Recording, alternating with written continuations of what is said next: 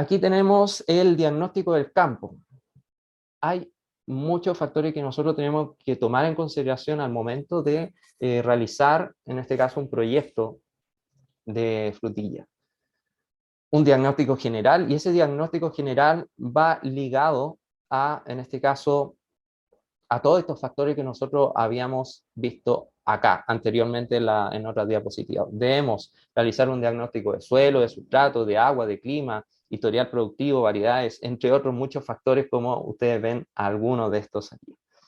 Entonces, el análisis de agua es importante realizarlo, y en otras diapositivas les voy a mencionar en cuántas veces al año, análisis de agua, análisis de tejido, entre otros. Pero básicamente este análisis de agua nos permite determinar las entradas y salidas de nutrientes, y por otro lado nos permite detectar cuáles son los futuros problemas nutricionales que se puedan llegar a generar por exceso de algún nutriente u otro tipo de cosas.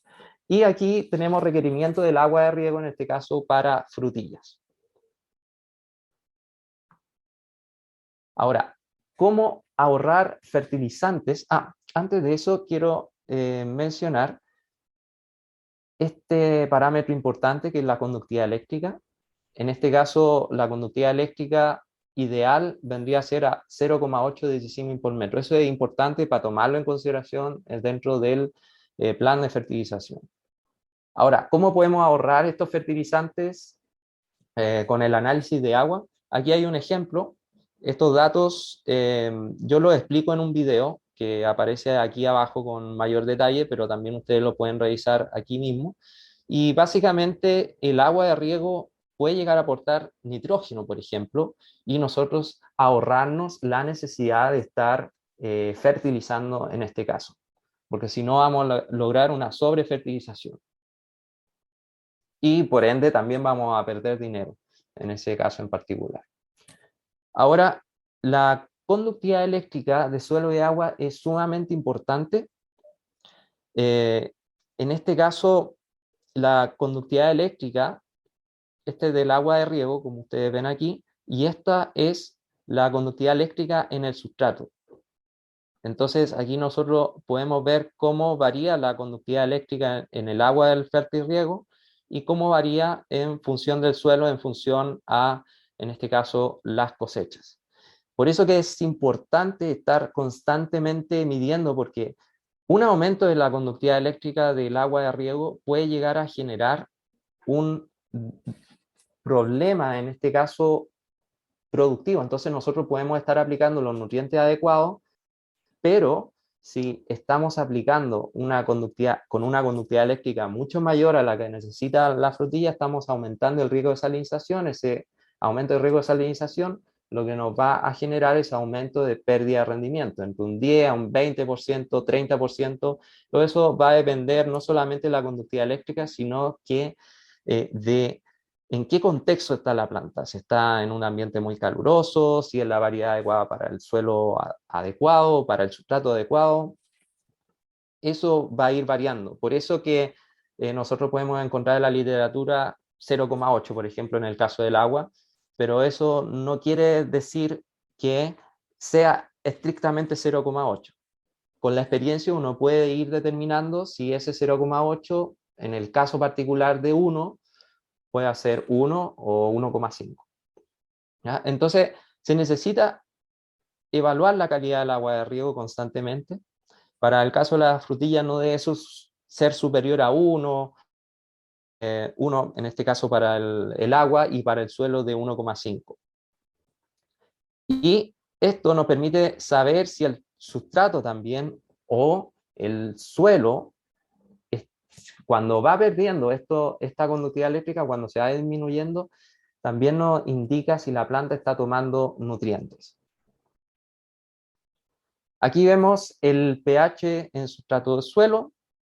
Aquí vemos en el caso del suelo, idealmente para las frambuesas, perdón, para las fresas es de 6,5 a 7, en fibra de coco 5,5 a 6 y en sustrato 5,3 a 5,8. Esto nos permite determinar si es necesario o no realizar alguna enmienda. porque si nosotros vemos, en este caso en el suelo, si tenemos un pH de 8,5, en el caso del fósforo va a haber un aumento de probabilidad de que ese fósforo no esté 100% disponible, aunque eso también va a ir en función del origen, en este caso si estamos hablando de suelo, el origen del suelo, porque pueden haber minerales que pueden estar generando una fuerte retención de ese fósforo. El análisis químico de suelo nos va a determinar las probabilidades de respuesta a la fertilización.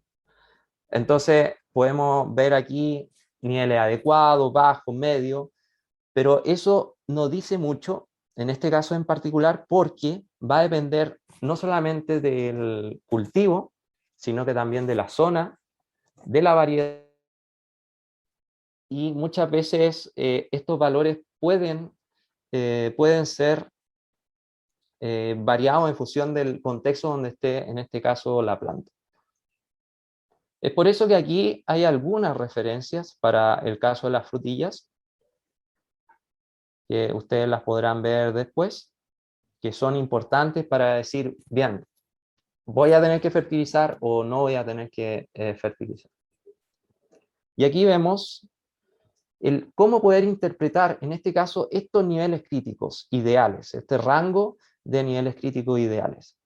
Y para eso vemos, si tenemos nivel bajo, sí o sí debemos aplicar o corregir, en este caso, con nutrientes o con fertilizantes. Si es un nivel normal, debemos aplicar fertilizantes en función a la extracción.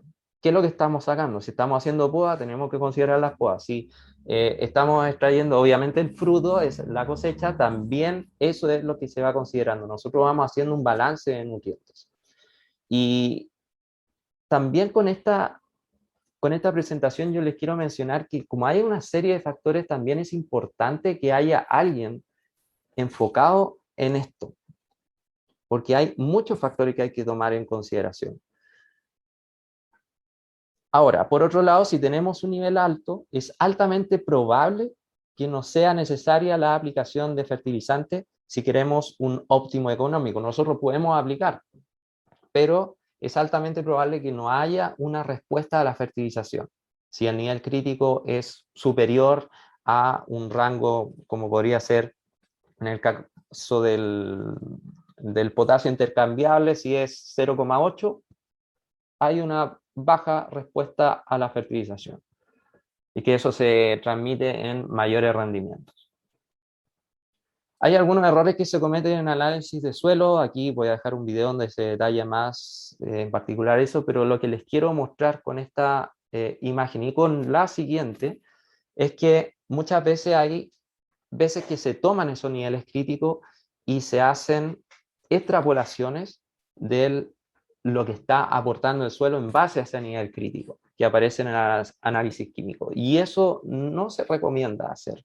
No, es incorrecto hacerlo. ¿Por qué? Eso lo vamos a mencionar más adelante.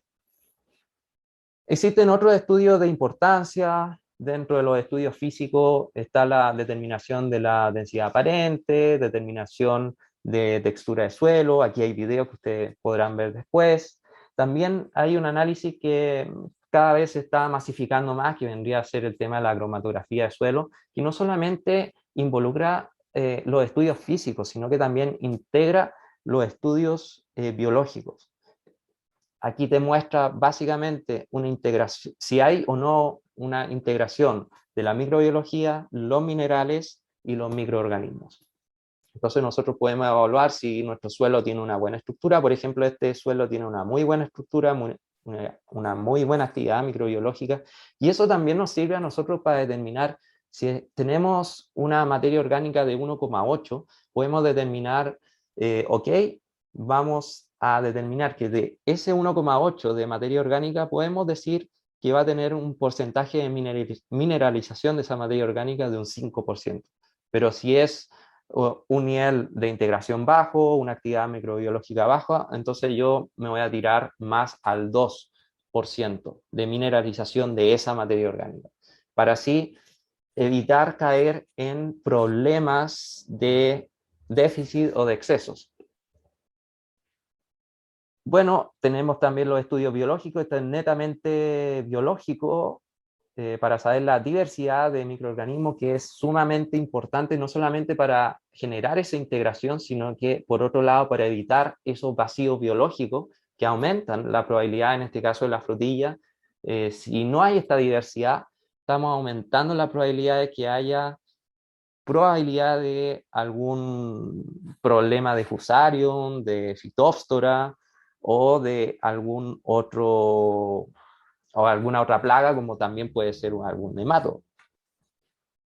Hay otras formas de estudio biológico, reacción con agua oxigenada y, bueno, hay una serie de estudios de importancia que nosotros podemos tener para todo ello.